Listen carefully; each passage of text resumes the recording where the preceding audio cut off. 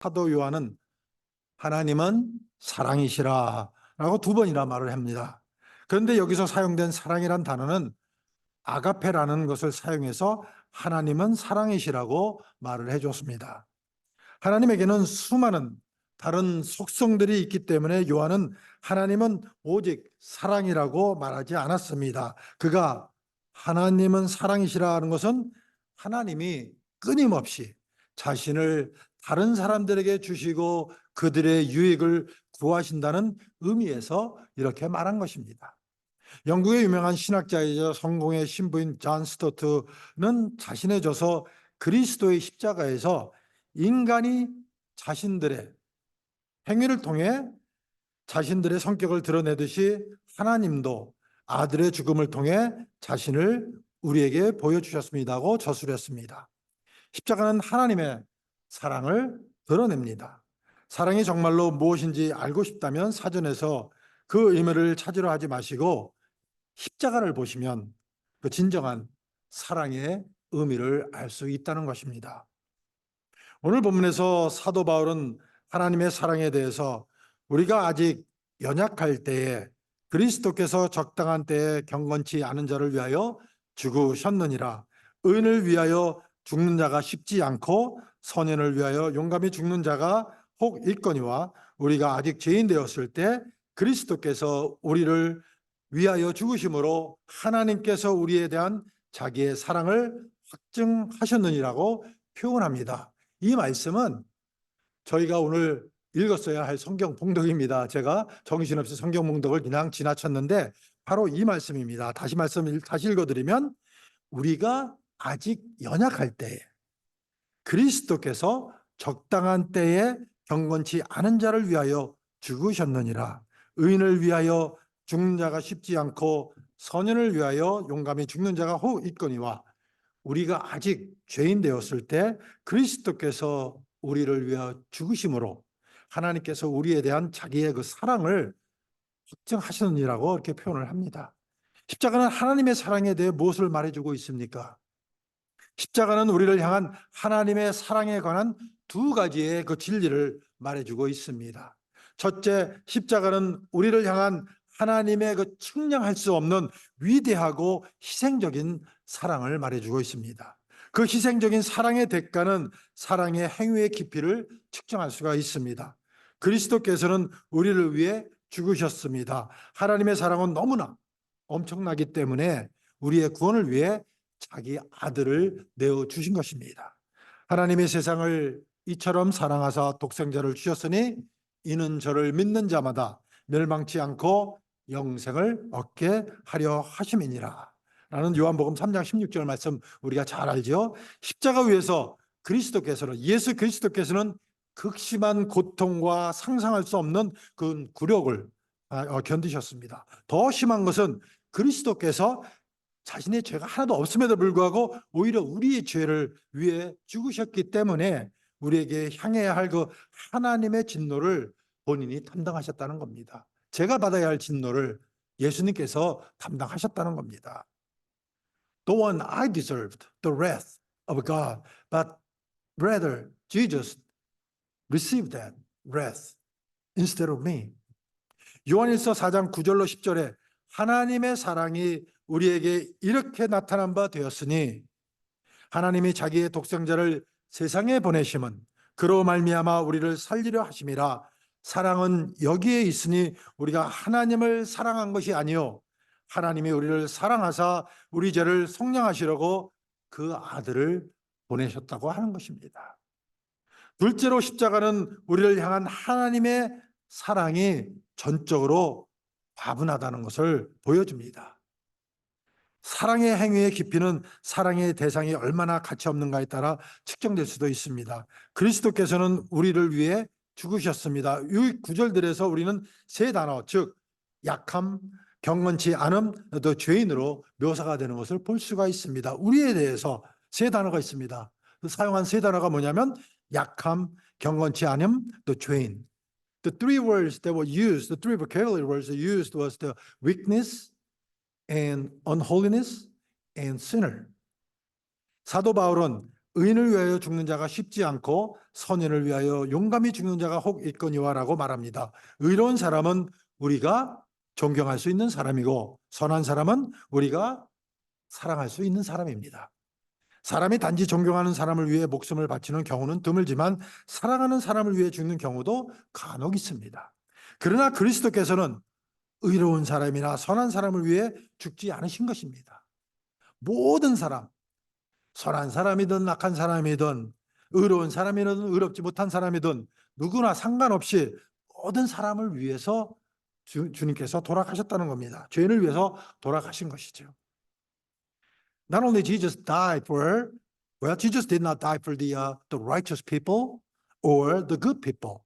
Rather, he died for all, especially just the sinner. 호세아서에서 우리는 죄인을 향한 하나님의 사랑을 보여줍니다. 하나님은 선지자 호세아에게 너는 가서 음란한 아내를 맞이하여 음란한 자식들을 낳으라. 이 나라가 여호와를 떠나 크게 음란함이니라. 그렇게 말씀하십니다. 그래서 호세아는 고멜이라는 여자와 결혼했습니다. 결국 고멜은 호세아에게 불충실하여 그를 떠났습니다. 호세아는 아마도 그 고멜의 그 둘째와 셋째 자녀의 아버지가 아닐 가능성도 있었습니다. 그러나 얼마 후에 하나님은 놀랍게도 호세아에게 너는 다시 가서 다른 남자에게 사랑을 받아 음녀된 여자 고멜을 사랑하라. 이스라엘 자손이 다른 신들에게로 돌아갔을지라도 여호와께서 그들을 사랑하심 같이 하라고 말씀하십니다. 호세아가 고멜에게 행한 일을 하나님은 이스라엘에게 행하셨습니다. 고멜이 호세아에게 행한 일을 이스라엘이 하나님께 행하였느니라. 그리고 우리는 또한 호세아가 고멜에게 행한 일을 하나님께서 우리에게 행하셨다고 말할 수가 있습니다. 고멜이 호세아에게 한 일을 우리가 하나님께 한 것입니다. 죄는 성적 불성실과 같습니다. 남편이나 아내가 배우자를 사랑할수록 불성실한 일이 일어날 때 깊은 상처를 받습니다. 하나님은 우리가 상상하는 것 이상으로 우리를 사랑하십니다. 우리는 우리의 죄가 하나님께 얼마나 깊은 상처를 입혔는지 이해할 수가 없습니다. 하지만 하나님은 그럼에도 불구하고 우리를 기꺼이 용서해 주십니다. 그뿐 아니라 하나님께서는 화해를 이루시기 위해 당신의 아들을 우리 대신 죽게 하셨습니다. 아시다시피 하나님은 우리를 실망시키지 않으실 것입니다. 인간의 사랑에는 행복이 보장되지는 않습니다. 결혼하기로 약혼한 여자는 결코 결혼하지 못할 수도 있습니다. 왜냐하면 보장이 없기 때문에 그렇습니다. 다른 생각을 할 수도 있습니다. 그 남자가 아니면 그 여자가, 그렇죠? 약혼 살아진 다른 생각을 할 수도 있습니다. They may think of other partners, or they may think of other prospective spouse. 그것은 사람이 경험할 수 있는 가장 큰 실망 중 하나임에 틀림이 없습니다. 결혼식 날을 기다리는 예비 신부처럼 우리도 예수님을 직접 뵙고 천국 영광을 경험할 그날을 기다립니다. 이것이 우리에게는 희망이고 소망입니다. 그리고 바울은 그 희망은 우리를 실망시키지 않는다고 말합니다. 하나님은 그분의 말씀을 결단코 지키실 분이시기 때문이라는 겁니다. 하지만 하나님께서 우리를 실망시키지 않을 것이라고 어떻게 여러분 확신할 수 있습니까? 어떻게 확신하겠습니까? 그런데 하나님께서 이미 우리를 위해 죽도록 자신의 아들을 주셨다면 우리는 하나님께서 우리의 희망이 이루어지도록 하실 것임을 또한 확신할 수 있다는 겁니다. 아무것도 아끼지 아니하시고 did not even spare his own son. God gave his only begotten son. 하나님께서 우리를 너무나 사랑하시기 때문에 자신의 독생자까지도 아끼지 아니하시고 우리에게 내어주셨다는 사실만 봐도 하나님께서는 우리를 실망시키지 않는다는 것을 우리가 확신할 수가 있는 것입니다. That we can be assured that God will not disappoint us because knowing the fact that God gave his only begotten son. 하나님은 우리를 사랑하시며 우리를 실망시키지 않으실 것입니다. 우리는 하나님의 사랑에 대한 객관적인 증거를 가지고 있습니다. 우리가 아직 죄인 되었을 때 그리스도께서 우리를 위하여 죽으심으로 하나님께서 우리에 대한 자기의 사랑을 확증해 주셨다고 사도 바울은 이렇게 고백해 주고 있습니다. 우리는 또한 하나님의 사랑에 대한 주관적인 증거를 또한 가지고 있습니다. 우리에게 주신 성령으로 말미암아 하나님의 사랑이 우리 마음에 부은 바 되었다고 했습니다. 하나님께서 직접 우리 마음속에 오셔서 내주하신다는 겁니다. God directly and dwells in our heart.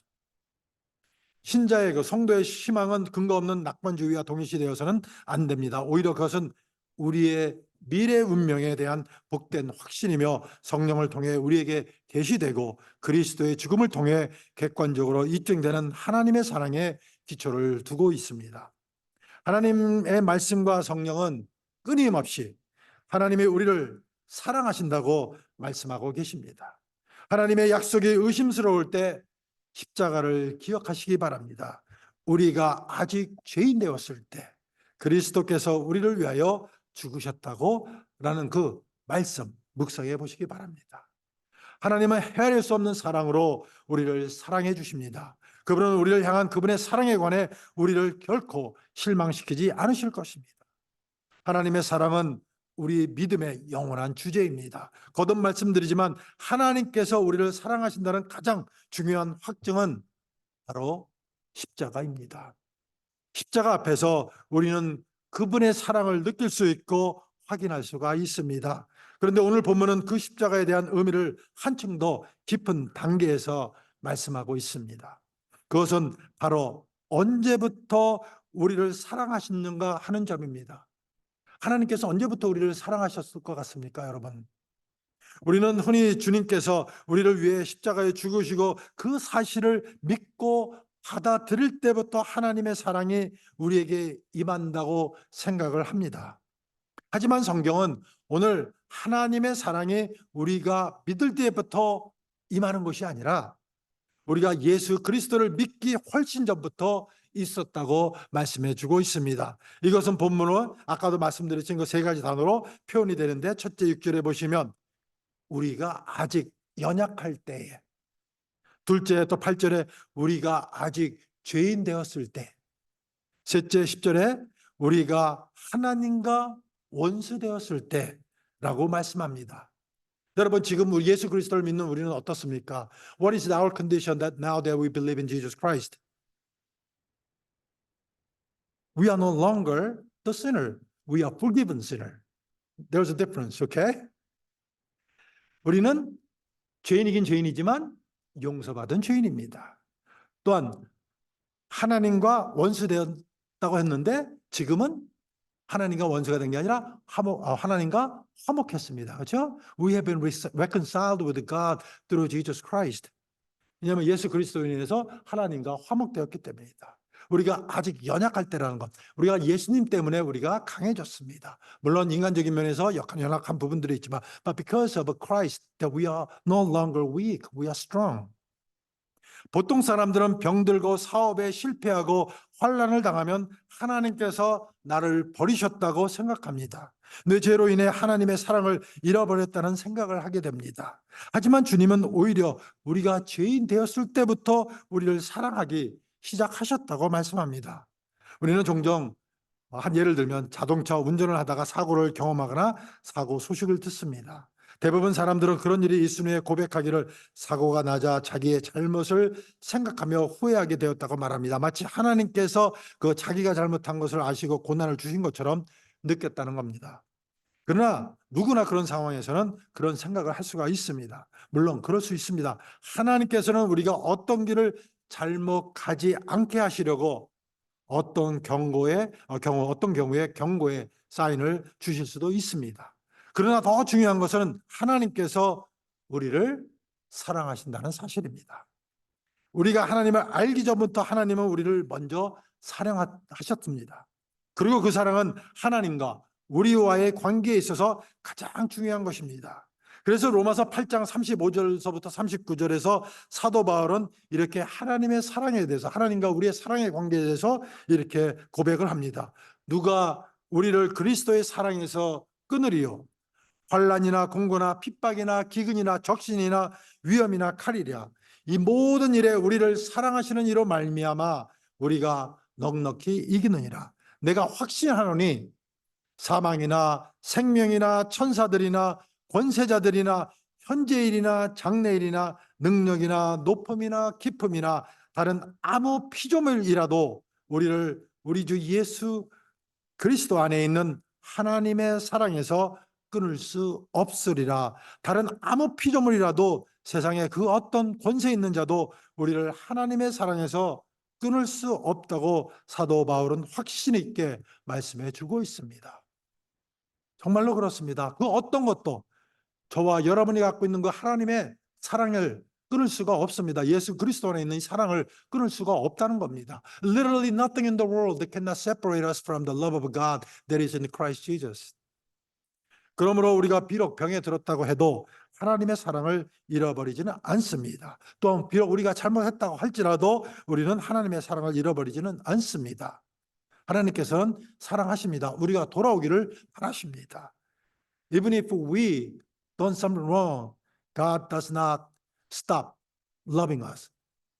He wants us to repent and turn around and come to Him. 비록 우리가 사업에 실패했다고 해도 하나님은 여전히 우리를 사랑하십니다. 내가 비록 학교에서 학점을 잘못 받았다고 해도 하나님은 여전히 우리를 사랑하십니다. 하나님은 우리의 행동에 영향을 받으시지 않습니다.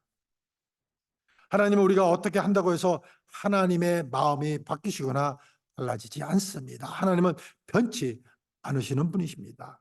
하나님은 우리를 사랑하시기로 한 번 작정하신 이상 끝까지 우리를 사랑하십니다. 얼마나 감사합니까, 여러분?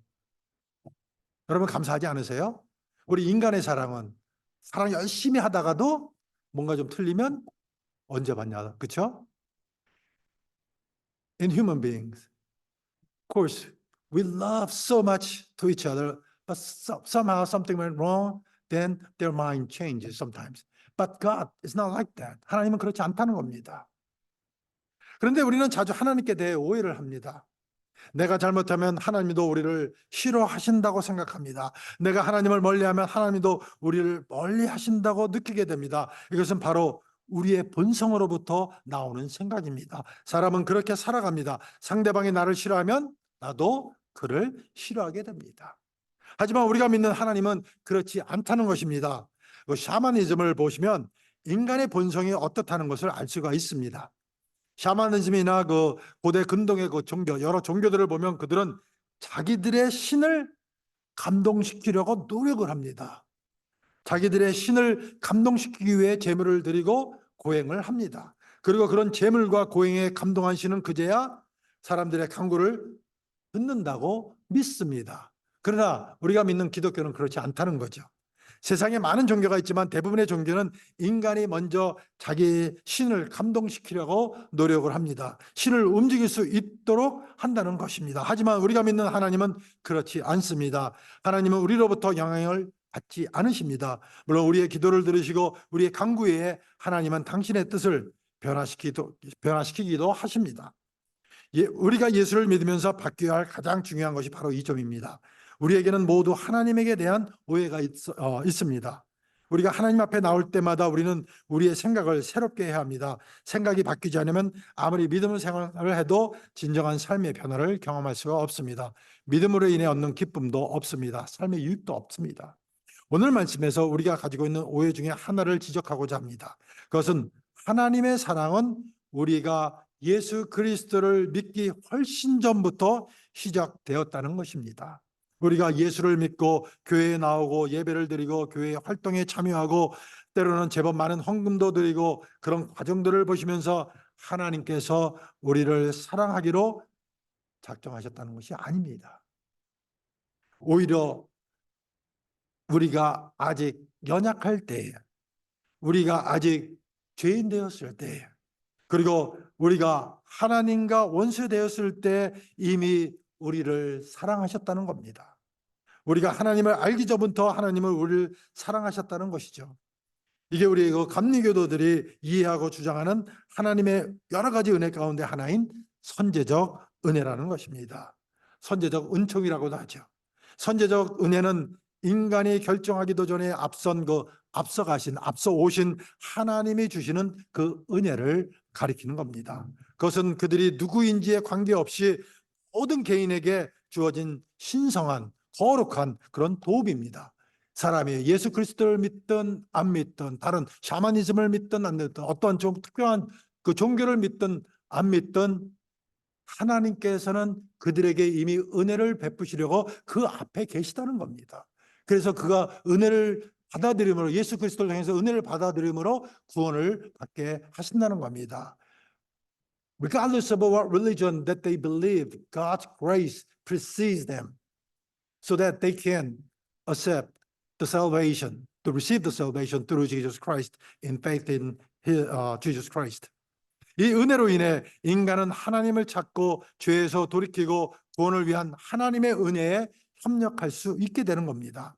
죄가 인간의 의지를 타락시켜 개인이 스스로 하나님을 따르거나 구원을 할 수 없게 되었기 때문에 선제적 은혜가 필요했던 겁니다. 따라서 선제적 은혜는 하나님이 후속적으로 제공하시는 구원하시고자 하는 은혜에 응답할 수 있는 능력을 회복시켜 주기도 합니다. 본질적으로 이 은혜는 사람을 구원하는 것이 아니라 예수 그리스도를 믿음으로 말미암아 하나님께서 값없이 거저 주시는 그 구원의 은혜를 받아들이게 하는 그 첫 단계라는 겁니다. 하나님은 당신이 우리를 먼저 사랑하셨다는 사실을 말씀하시면서 하나님의 사랑이 얼마나 위대한 힘을 가지고 있는지 우리에게 보여주십니다. 이렇게 우리를 향한 하나님의 사랑이 얼마나 위대한지를 우리에게 보여주시고 확증시켜준 사건이 바로 십자가의 사건인 겁니다.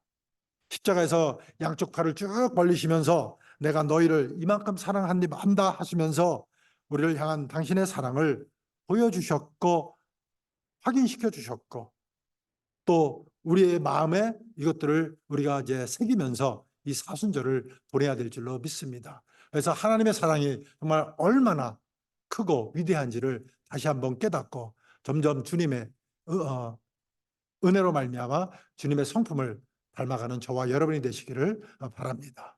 하나님의 사랑이 이렇게 놀랍습니다. 그래서 제가 좋아하는 찬송 중에 하나가 뭔지 아세요, 여러분?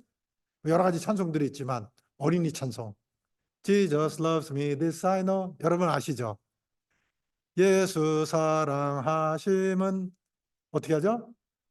성경에서 배웠네, 그렇죠? 성경에서 이렇게 가르쳐주고 있습니다. 하나님께서 저와 여러분을 사랑하십니다. 여러분, 우리 이 하나님을 감사하시면서 살아가시는 저와 여러분 되시기를 주님의 이름으로 축원을 드립니다. 기도하시겠습니다. 사랑의 하나님, 십자가를 통하여 우리를 사랑하여 주신다는 것을 확증하여 주시니 감사를 드립니다.